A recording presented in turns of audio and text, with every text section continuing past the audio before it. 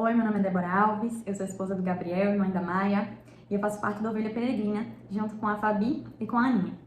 A gente está estudando o livro de Gênesis, e aí comigo a gente vai estar olhando um pouquinho sobre as doutrinas que aparecem nesse livro maravilhoso. Hoje, especificamente, a gente vai ver um pouco sobre os atributos incomunicáveis de Deus, especialmente a onipresença, onipotência e onisciência. Os atributos incomunicáveis são aqueles que Deus não compartilha com a sua criação. Mas para a gente iniciar, eu quero ler uma frase.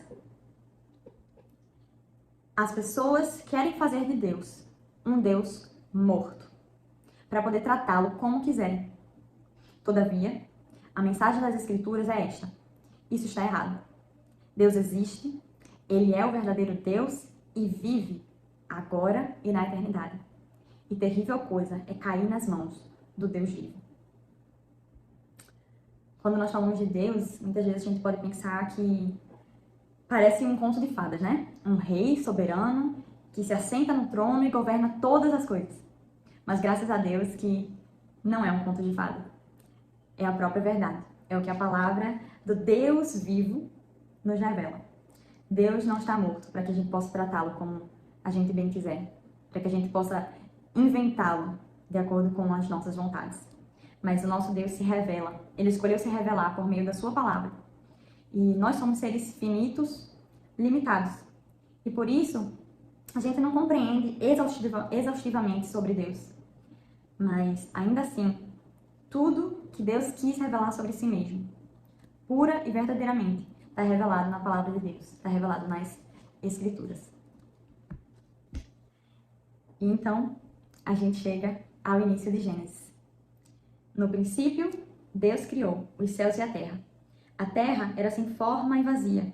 Havia trevas sobre a face do abismo, e o Espírito de Deus se movia sobre as águas. Então Deus disse: haja luz, e houve luz. Que Deus grandioso e maravilhoso. Eu gosto muito da ilustração que C.S. Lewis, o escritor de As Crônicas de Nárnia, traz. Nesse livro, no primeiro livro, ele fala sobre a criação de Nárnia, que é uma alegoria à criação do mundo, do universo. E ele fala que o grande leão Aslan, que é uma referência, uma alegoria a Jesus, esse leão caminhava em meio à escuridão e cantava. E à medida em que ele cantava, as estrelas iam surgindo. Todas as coisas iam surgindo. E as estrelas começavam a cantar junto com o leão. Apesar de ser uma ilustração, isso revela algo maravilhoso e grandioso sobre o nosso Deus. O nosso Deus, ele é ilimitado. O nosso Deus, ele é belo, belíssimo, majestoso. E, de fato, ele está acima de todas as coisas. Ele caminhava, ou melhor, o Espírito do próprio Deus se movia sobre as águas. A terra era sem forma, vazia, só havia trevas. Mas então esse Deus disse: haja luz, e houve luz. Deus pergunta a Jó, quando Jó está passando por vários sofrimentos, várias dificuldades. Deus pergunta a Jó: onde você estava quando eu lancei os fundamentos da terra? Responda se você tem entendimento. Quem determinou as medidas da terra, se é que você o sabe? Ou quem estendeu sobre ela uma linha de medir? Sobre o que estão firmadas as suas bases, ou quem lhe assentou a pedra angular? Quando as estrelas da alva, juntas, alegremente cantavam, e todos os filhos de Deus gritavam de alegria. Deus não responde todas as perguntas de Jó. Em vez disso, Deus se revela a Jó. E por que eu trago isso? Muitas vezes a gente não compreende a escuridão que a gente passa. Muitas vezes a gente não compreende as situações, os desafios, os sofrimentos da nossa vida. Mas, ainda assim, nós podemos confiar no Deus que se revela por meio da sua palavra. Eu me lembro que antes de eu e meu esposo termos a nossa filhinha, Maia, eu tive um aborto espontâneo. E a gente não entendeu o motivo. A gente não entende ainda claramente o motivo. Mas a gente pode confiar na palavra do nosso Deus. Naquilo que Ele escolheu revelar a nós. Naquilo que Ele disse que Ele é.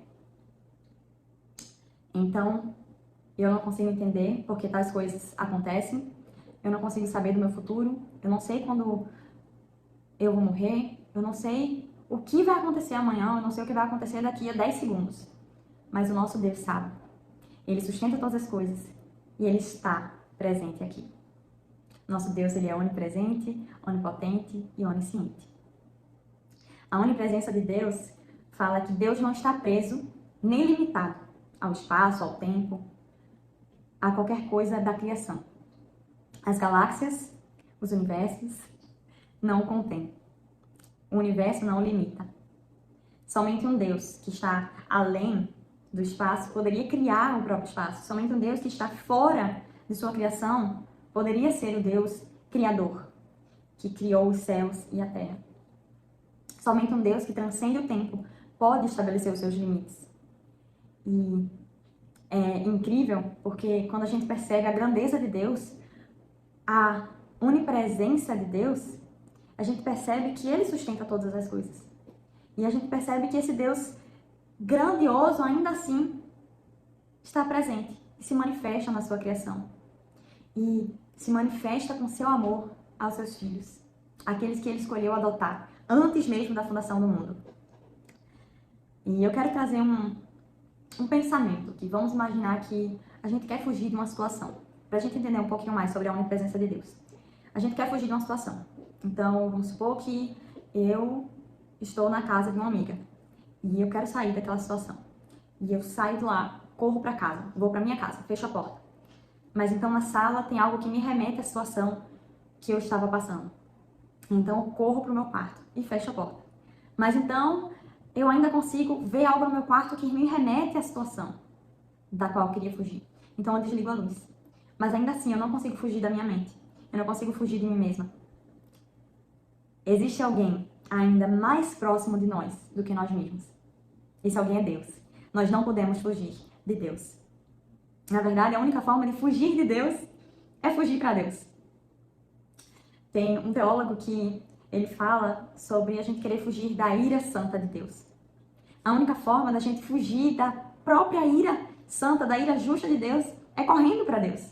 É fugindo para o próprio Deus, porque Ele é onipresente. Ele está em todo lugar, Ele se manifesta de modos diferentes, mas Ele é onipresente. Salmo 139, versículo 5, 7, 9 e 10 vai falar: Tu me cerca por todos os lados e pões a tua mão sobre mim. Para onde me ausentarei do teu espírito? Para onde fugirei da tua face? Se tomo as asas da alvorada e me detenho nos confins dos mares, ainda ali a tua mão me guiará e a tua mão direita me susterá. Esse é o Deus onipresente. Ele está presente nesse momento. A onisciência de Deus, então, nos fala que Deus conhece todas as coisas perfeitamente. O conhecimento de Deus não é adquirido, Ele nunca pode aprender algo novo, porque Ele já sabe de todas as coisas. Ele nunca descobre algo novo. Ele jamais é surpreendido. Ele conhece tudo que aconteceu, tudo que acontecerá e tudo que poderia acontecer. Muitas vezes, quando a gente está no meio de uma ansiedade, a gente pensa em várias possibilidades. E a gente pensa que a gente tem que estar preparado para tudo aquilo que pode acontecer. Mas apesar de nós não sabermos do que poderia acontecer se tal coisa acontecesse, nosso Deus sabe. O nosso Deus onisciente sabe de todas as coisas. Nenhum pensamento, palavra ou acontecimento está oculto diante dele. Esse Deus, ele é onisciente, porque ele tem consciência e conhecimento perfeito de tudo e até de si mesmo. A gente pode confiar no Deus que sabe todas as coisas. Um teólogo chamado Bavinck, ele diz que Deus é onisciente e que nele e por meio dele próprio, Deus também tem o conhecimento de tudo o que está para acontecer no tempo. Não importa o quão escondido ou quão pequeno isso possa ser. Isso significa que Deus não está reagindo aos acontecimentos da história. Muito pelo contrário. Isso significa que Ele governa a história. E justamente porque conhece todas as coisas, nós somos lembrados de que nós não controlamos e não compreendemos todos os seus mistérios. Em Salmo 139, mais uma vez, do versículo 1 ao 4, fala: Senhor, Tu me sondas e me conheces. Sabes quando eu me sento e quando me levanto. De longe conheces os meus pensamentos. Observas o meu andar e o meu deitar e conheces todos os meus caminhos. A palavra ainda nem chegou à minha língua e Tu, Senhor, já a conheces toda. O nosso Deus sabe de todas as coisas, sabe do nosso futuro, do nosso passado, do nosso presente. Ele não é surpreendido por nada. Ele nos conhece e nos ama. Ele demonstra o seu amor, inclusive, no seu conhecimento, no seu conhecer de todas as coisas. Ele observa o meu andar, o meu deitar. Ele conhece tudo aquilo que eu vou dizer antes mesmo de eu falar. E nele, por isso também, a gente pode confiar. A onipotência de Deus, então, nos diz que o poder de Deus não possui limites. Tudo que existe foi criado por sua vontade. Como nós lemos, no princípio, Deus criou os céus e a terra. A terra era sem forma, vazia, havia trevas sobre a face do abismo, o Espírito de Deus se movia sobre as águas e Deus disse: haja luz. E houve luz. Tudo foi criado por sua vontade, por sua palavra poderosa. Tudo que nós vemos e tudo que nós não vemos depende de Deus. Não depende de mim, não depende de você, depende totalmente de Deus. Toda a criação é sustentada continuamente por seu poder. Bavinck mais uma vez escreve que Deus tem poder por meio do qual, e apesar de qualquer oposição, ele executa o que ele planejou. E por isso nada é impossível para ele. E também todas as coisas foram feitas por suas mãos, estabelecidas por sua vontade e ação, e tudo é sustentado pela sua força. Nada pode frustrar os propósitos que Deus tem. Nada pode impedir aquilo que Ele decretou na sua palavra. A palavra de Deus cumpre o propósito dela. Nada escapa do domínio de Deus. Que coisa maravilhosa. Porque a gente pode descansar o nosso coração nesse Deus que sustenta, que governa todas as coisas, que não nos deixa. Eu não preciso tentar controlar todas as coisas, eu não preciso tentar segurar tudo com minhas mãos, eu não preciso tentar segurar céus e terra, porque o próprio Deus, Criador dos céus e da terra, sustenta todas as coisas. Então eu posso confiar e descansar nesse Deus. E então, toda essa verdade nos conduz a Cristo, o Deus que não pode ser contido pelo universo, nem por nada, entrou na própria criação. O Deus que disse, haja luz, é o mesmo Deus que brilhou em nossos corações por meio de Jesus Cristo. O Criador entrou em sua criação para redimir o seu povo, para redimir aquilo que o pecado havia destruído. E em sua humanidade, Cristo cresce, aprende e experimenta as limitações próprias da natureza humana, ainda assim sendo Deus. O Deus onipotente escolhe sofrer por seu povo. O Deus que não precisava sofrer.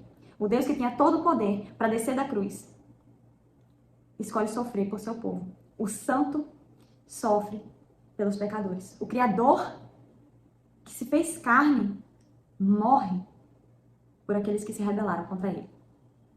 E agora, ao contemplarmos a sua glória nas Escrituras, nós somos conduzidas não apenas a conhecer informações sobre Deus, mas a contemplá-lo e adorá-lo. O objetivo final da teologia e do conhecimento de Deus e de estudar as doutrinas e de conhecer da palavra não é simplesmente para encher a nossa mente de mais informações, mas sim levar o nosso coração a se curvar diante de Deus, do Deus vivo e verdadeiro, que se revelou perfeitamente no seu Filho amado Jesus. Que Deus te abençoe e que possamos juntas continuar crescendo na palavra do nosso Senhor. Vamos orar? Deus, muito obrigada pela Tua palavra. Muito obrigada por seres o Deus vivo, santo e verdadeiro. Por nunca mudares. Por nunca deixares de estar presente, mas sempre se manter presente, sempre se manter sustentando todas as coisas e sabendo de todas as coisas, governando tudo por meio da Tua palavra poderosa, Senhor. Obrigada, Pai, porque eu posso descansar e confiar em Ti. Senhor, acorda os nossos corações para Te contemplar e Te adorar cada vez mais. Te amando, Te buscando e ensinando a Tua palavra a outras pessoas. Em nome de Jesus que nós oramos. Amém.